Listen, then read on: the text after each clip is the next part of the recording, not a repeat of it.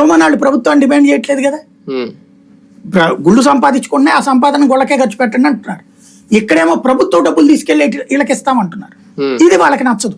మరి ఇద్దరికి పూర్తి పరస్పర భిన్నమైనటువంటి వాతావరణం కదా, ఎలా సాధ్యం అవుతుంది ఇది భావసారూప్యత?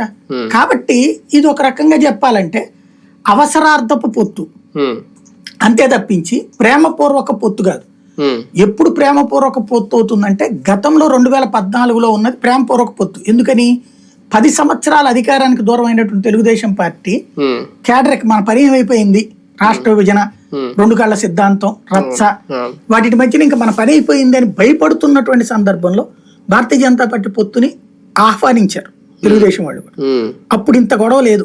మీరు చూడండి 2014 ఇంత రచ్చలేదు, మాక్సిమం ప్రశాంతంగా సాగిపోయింది. 2-3 చోట్ల రెబల్స్ అది కూడా కావాలనే చంద్రబాబు గారు ఎంకరేజ్ చేసి మరి ఏవించారు ఫ్యూచర్ లో మళ్ళీ తెలుగుదేశం చేతిలో ఉండటం కోసం. కానీ ఇంత రచ్చలేదు. ఈ ట్రిప్ ఏంటయ్యా అంటే సోషల్ మీడియా యుగం పెరగటం, కామెంట్ టు అటాకింగ్, ఈ నేచర్ లోకి వచ్చేటప్పటికి ఖచ్చితంగా అసలు పొసగాల్సిన చోట నాయకులు పొసుగుదాం అనుకున్నా మధ్యలో వీళ్ళు జడగొట్టేసుకుంటున్నారు కార్యకర్తలకు. మరి వీళ్ళకి కలవనప్పుడు ఓటర్ ఎట్ట కలుస్తాడు? బీజేపీ వైఫల్యం ఎంతవరకు చూడొచ్చు? రాష్ట్ర నాయకులు కింద స్థాయిలో జరుగుతున్న గొడవలను పట్టించుకోవట్లేదా?